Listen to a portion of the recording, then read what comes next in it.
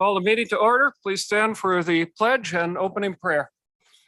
I pledge allegiance to the flag of the United States of America and to the republic for which it stands, one nation, under God, indivisible, with liberty and justice for all. We pray. Gracious Heavenly Father, we thank you that on this day, as our society focuses on the gift of love and the importance of it, that you remind us of the love that you have given to us in the sending of your Son. Grant that as we have seen your love and received it, that we would be able to demonstrate it towards those around us, and that all of the work that we carry out would be done in a way which is in a loving manner and pleasing to you. In Jesus' name we pray. Amen. Happy Valentine's Day to everyone, also known as Sad Single Awareness Day. I thought we'd have a box of chocolates on our desk. I thought we would have a box of chocolates on our desk. Well, my wife didn't even get that, so you've seen more of me today than she has. But my apologies to all of the wives of all of those gathered here who perhaps do not approve of the scheduling of this meeting. But here we are. We have a large agenda, so I'm going to try to keep us moving along. Roll call is completed. Supervisor Brown asked to be excused. I'm going to look for a motion to approve the agenda which you have before you. Supervisor Swagel, second by Supervisor Haskey. All in favor of the motions? Oh, was I supposed to do that on here? Sorry. Oh my gosh. Nope, it's on there. I still haven't gotten up to speed with this. My apologies. All right. So there you go. And we just talked about this before the meeting. You'd think I'd have a longer memory. Very sorry about that. All right, you have registered your vote, or you should be registering your vote. Supervisor Kroll, Supervisor Poppy. And Supervisor Poppy has a glitch here, Mr. Loining. He has a glitch. We assume he's referring to his tablet. Excuse me, Mr. Chairman, I would think a voice vote just for the agenda. The clerk, it works better for the clerk and Thank you, for posterity when we have it all recorded on here. So that's, yes, I appreciate your input, but we're going to keep everybody as happy as possible. So 18 in favor, 2 absent, motion carries. Okay, so if somebody would make a motion to approve the previous minutes. I see a motion by Supervisor Mastler, second by Supervisor Romden. Is there discussion of questions, corrections on the previous minutes that you have reviewed? Very well, then we will proceed to vote on your tablets. And I see that we have 18 in favor, none opposed, motion carries. When you are ready, citizens input, have we anyone who has requested to speak to the board this evening? Yes. The board will hear concerns members of the public wish to raise, but will not discuss or take action on any matter until the matter can be placed on an agenda with proper notice to the public. The board welcomes citizens to present their concerns to the board in a professional manner relevant to issues affecting Kewaunee County. Each citizen may take 3 minutes to present their concern, and the board has allotted a total of 20 minutes for this portion of the meeting. Please be mindful the board may halt any disruptive comments and any comments that are threatening, vulgar, or abusive. Jean Robinson. Want to proceed to the microphone, please, so we can hear you? Thank you.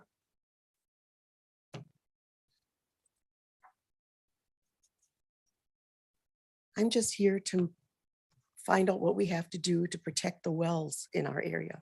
It seems more and more of them are becoming contaminated. And I believe that we need to do something to stop this. We need to protect the people, not just a certain few, but the entire agenda. So that's what I'm here for. And I would like to know what we have to do to proceed forward with this. Thank you. Thank you. Is there anyone else who has requested to speak to the board? Does anyone else wish to speak to the board? Does anyone wish to speak? Anyone wish to speak? All right. We'll move on to appointments.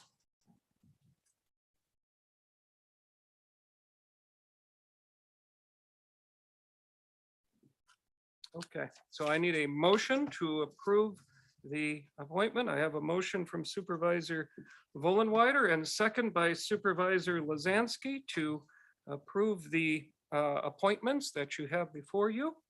Is there any discussion of the motion? We're doing both together, yes. That what was it- my question. That Thank is you. what it Thank you, shows on Bobby. the pad, so, and I'm assuming that was what Supervisor Vollenweider intended. Any other questions on the motion? Very well, as soon as we are ready, you may register your vote on your pads. We have 18 in favor, none opposed, motion carries. We will move on to annual reports and other reports as requested. And so we have with us this fine evening, Venture Architects and the Samuels Group, speaking to the public safety project. Evening, everyone. Good to see you.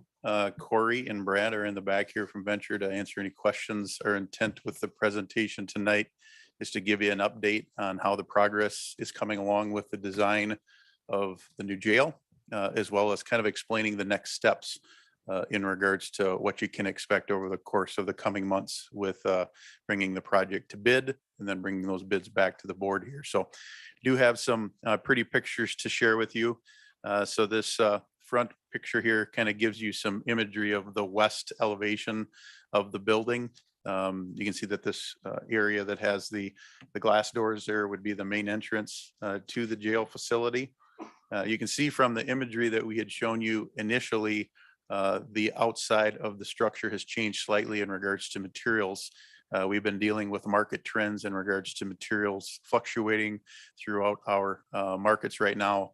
And what has happened since the time that we brought this to you until now is that the precast market has dropped in cost.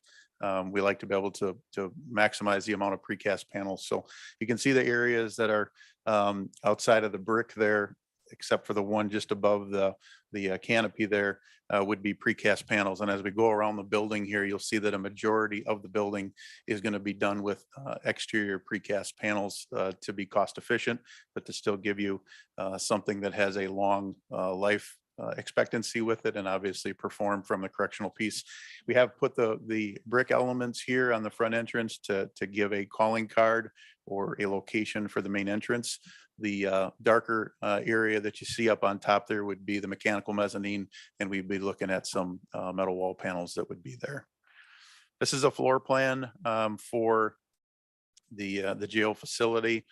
We do have two different floor plans because this the pod itself has a mezzanine level.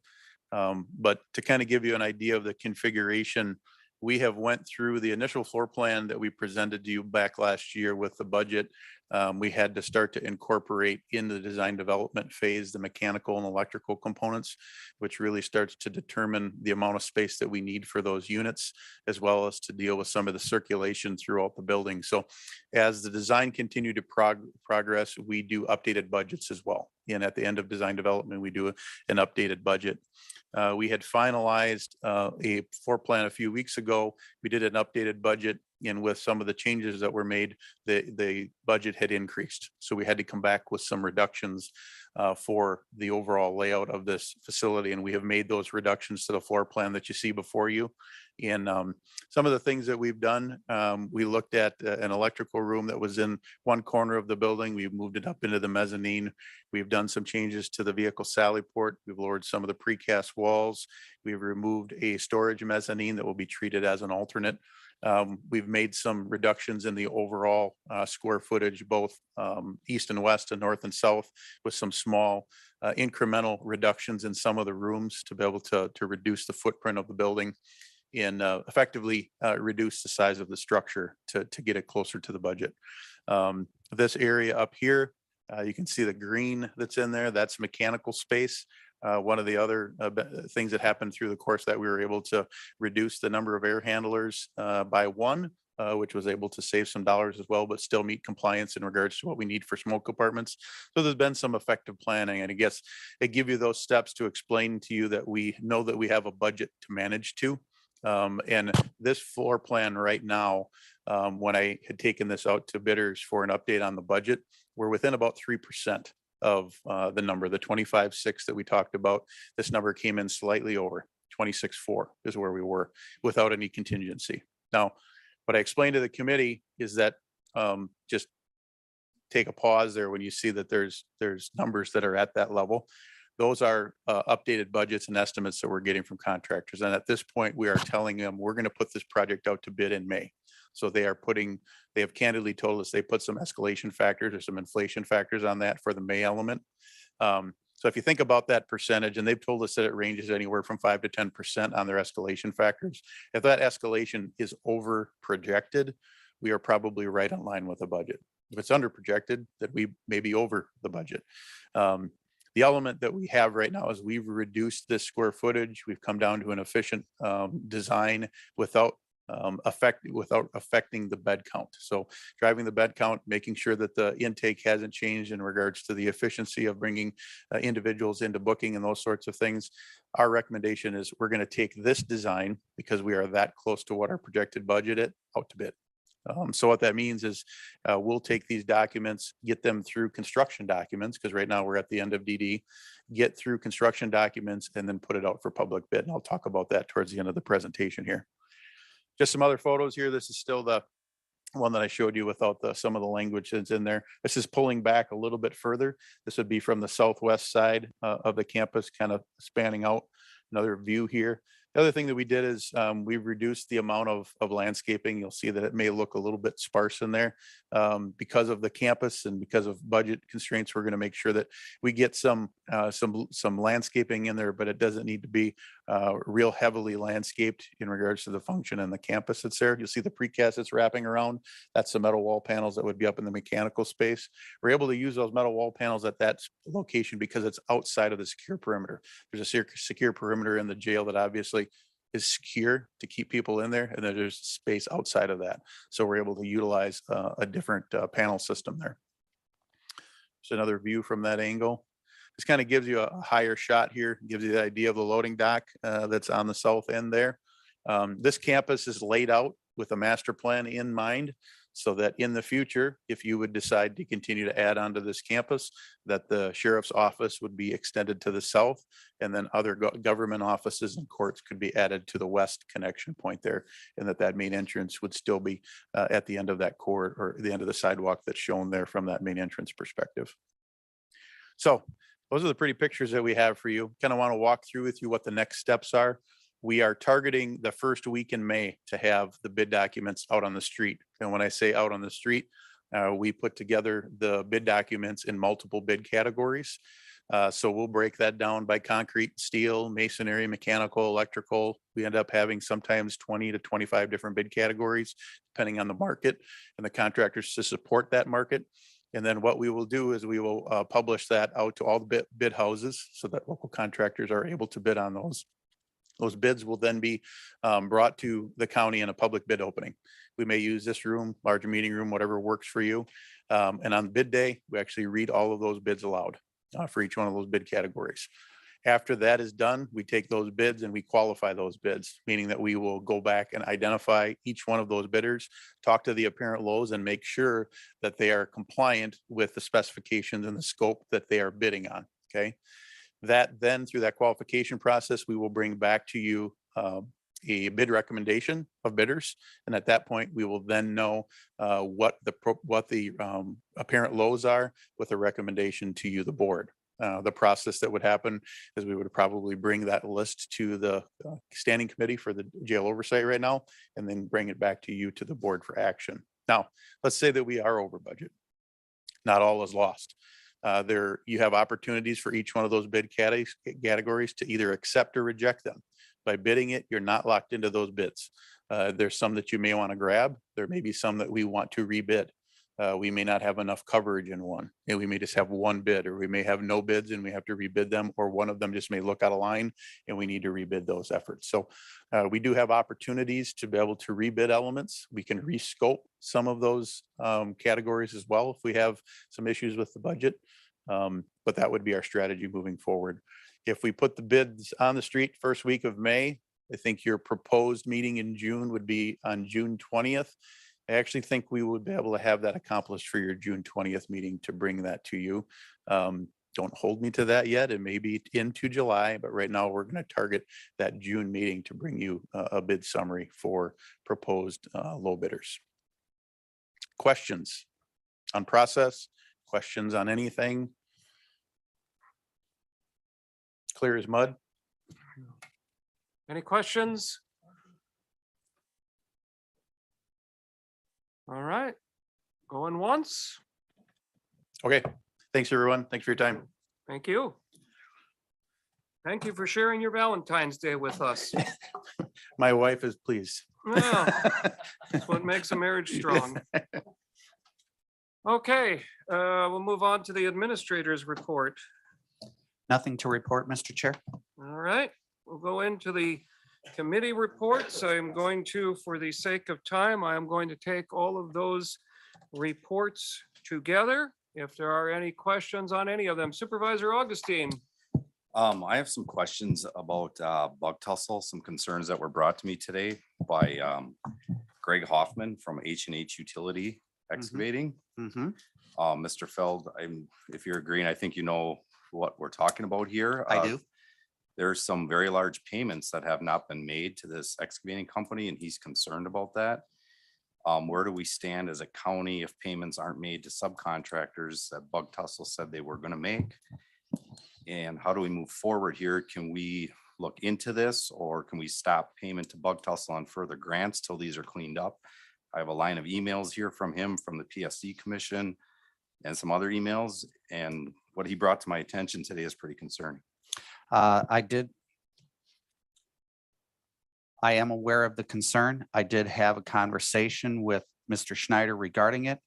I can give some general stuff in that I know that there were negotiations between Bug Tussle and H&H regarding a possible acquisition, and that did not occur. As for contracts and saying when payments would be made, I believe that was already stipulated, and at least to my understanding that those are being followed. But what I can do is I can ask for copies of the contracts from Bug Tussle as well as H&H to make sure that those things are being done and completed.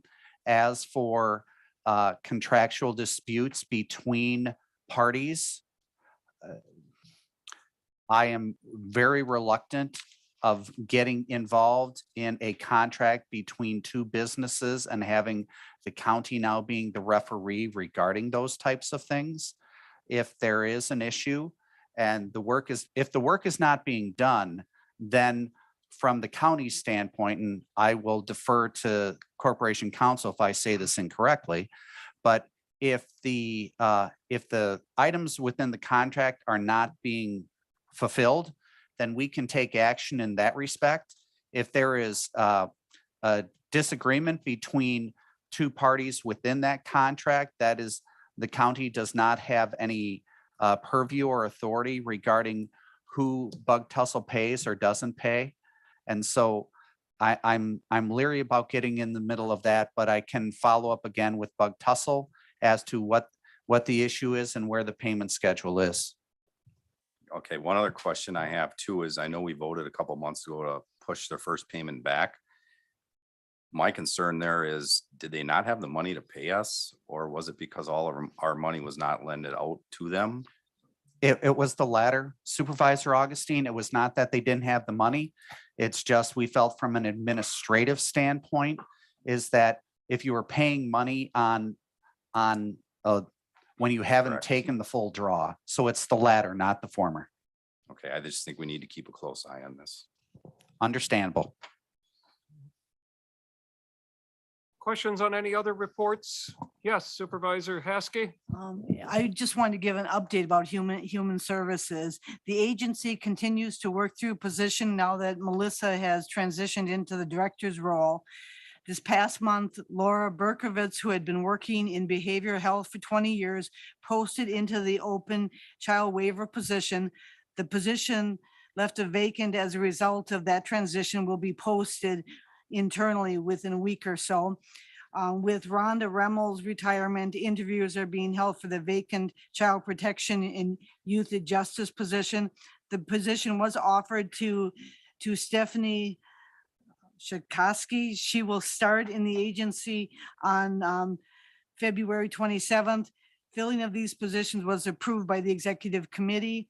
Lastly, the agency continues to collaborate to develop a plan to relocate 2 youths who have been in institutional care for 2 years.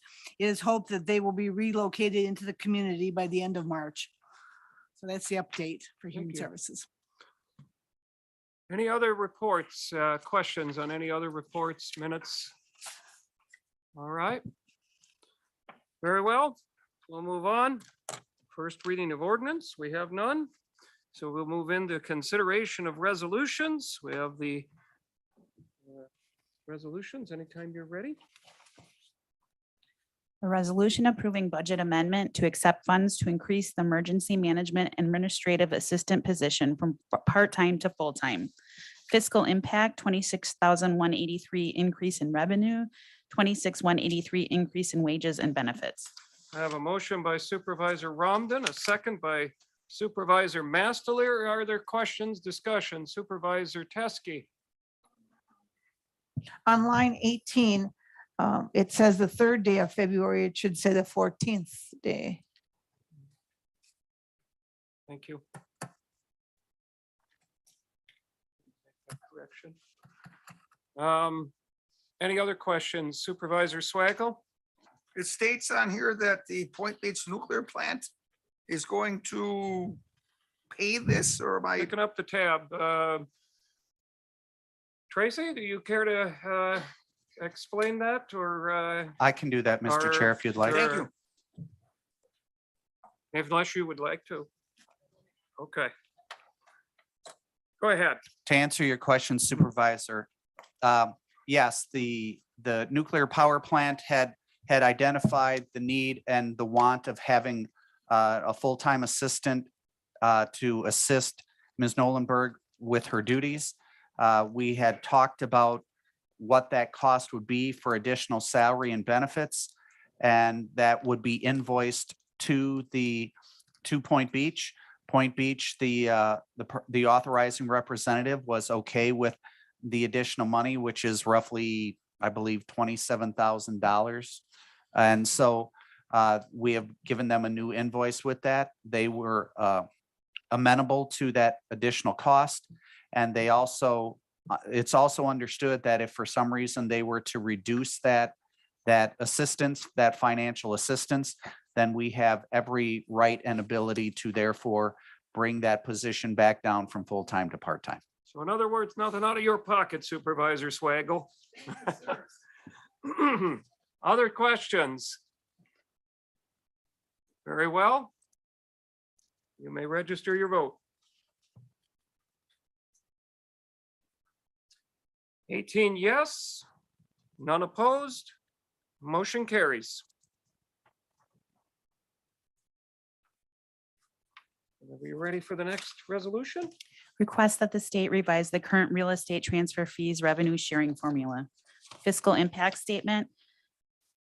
Changing revenue split of real estate transfer fees from 80-20 to 50-50 would be county real estate transfer fees would increase approximately 74,000 per year on average.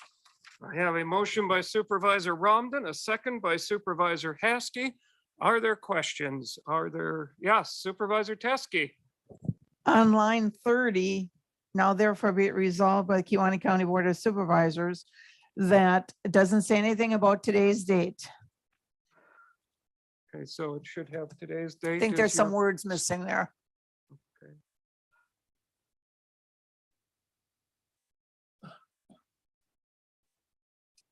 So we can add today's date. Okay, thank you. Other questions?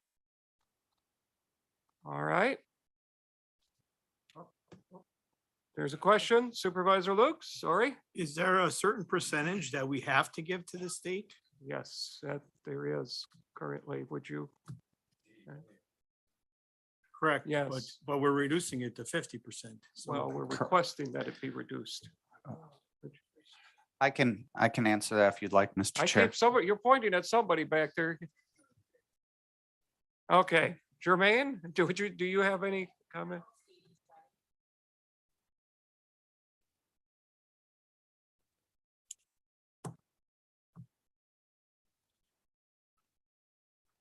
Yes. But to clarify for them, that's if it would pass, not by us, but by the state. State legislature. Yes, that's the question. Okay. All right. Any other questions? All right, very well. You may register your vote. I have 18 in favor, 18 yes, none opposed. Motion carries.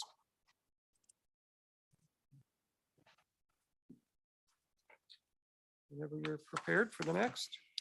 A resolution authorizing an application for an acceptance of financial assistance for 23-24 county snowmobile ATV trail rehabilitation and ATV maintenance grant. Fiscal impact, 56,190 snowmobiling funding, 100%, 23,000 in ATV funding, 50% match, and 15,000 ATV maintenance, 100%. I have a motion by Supervisor Dell, second by Supervisor Romden. Are there questions? Any questions, discussion from the supervisors? All right. You may register your vote. I have 18 yes, none opposed. Motion carries.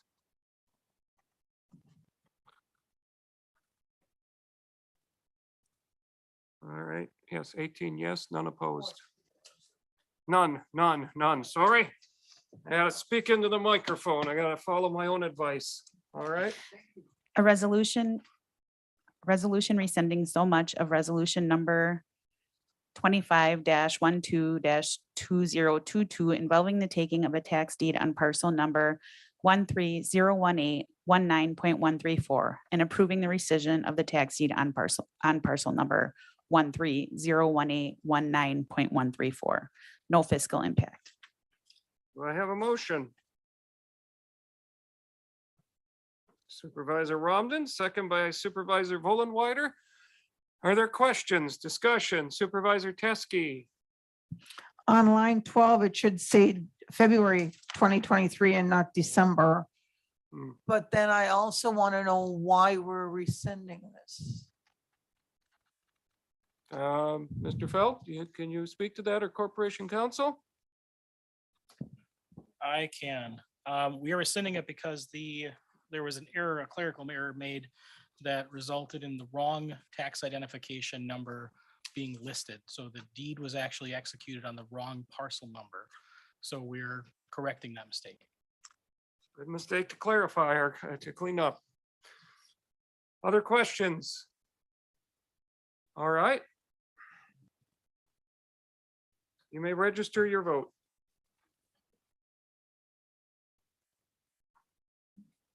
$18 yes, 0 opposed. Motion carries.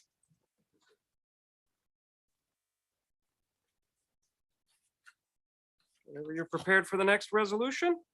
Approving business development loan application of Defiant Fishing Charters LLC.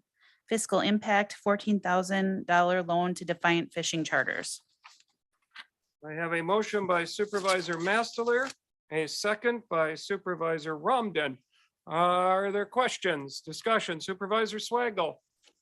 Does this say then that if they don't make the repayment schedule, we get a boat as a county? Who wishes to clarify that? Is that something Corporation Counsel can clarify? Or Mr. Kunish, he's heading to the microphone. Were you hoping to go fishing or? All right. Wonder what the county would do with it, sir. Oh, I'm sure that it would be, we'd have a beach party for the supervisors. So you're asking about collateral. Yes, sir. Collateral on the loan will be Yes. all the equipment purchased with the loan proceeds and any other equipment related. We also have a personal guarantee from both of the owners. And personal guarantee means everything they have is subject to repaying our loan. Thank you, sir. Okay. So you can be pretty confident we'd get our money. Thank you, sir. And that would include the boat. If somebody else didn't get the boat first though, right? I believe. Well, I'm not a banker. Correct? That would mean if somebody else didn't get the boat first, right? Yeah, all assets are subject to it. No, we don't have specifically a lien on the boat because that process, as described in the loan committee. But I think the question is that somebody else could already have a lien on the boat. If they have a lien in front of us, yes. These loans are so- typically not in first position on a lot of stuff, so we could be behind somebody else, yes. But we'd be sure to get a tackle box. All right. No fish. You got to catch those on your own. All right, any other questions? All right. We'll proceed to the vote then.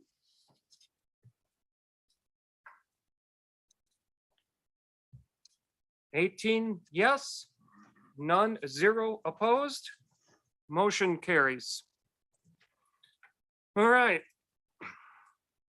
Moving on to consideration of ordinance read at previous county board meeting. There are none. So information from Corporation Counsel regarding Goodwin claim.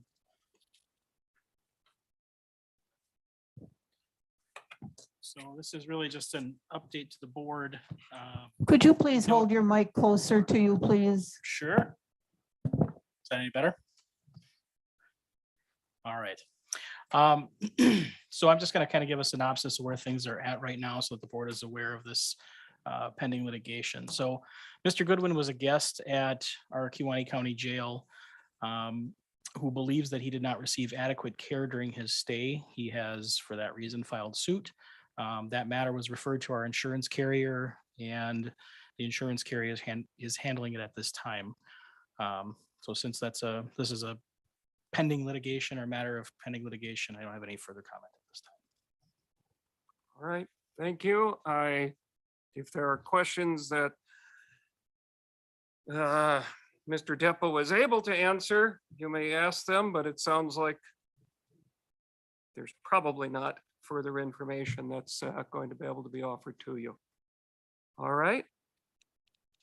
That being the case, going to move on to consider a motion to go. Do you want to read that? Or? I can. Sorry, I No, didn't. that's wanna- okay. I didn't want to take your job. Consider a motion to go into closed session to discuss a sensitive personal matter with legal counsel pursuant to Wisconsin statute 19.85 sub 1, sub F, and sub G. All right, I have a motion by Supervisor Romden and a second by Supervisor Augustine. Is there any discussion of the motion to go into closed session? I don't believe there would be, so we'll, you may register your vote to go into closed session. All right, so we have 18 yes, none, 0 opposed. Motion carries. We are in closed session. Would ask everyone but legal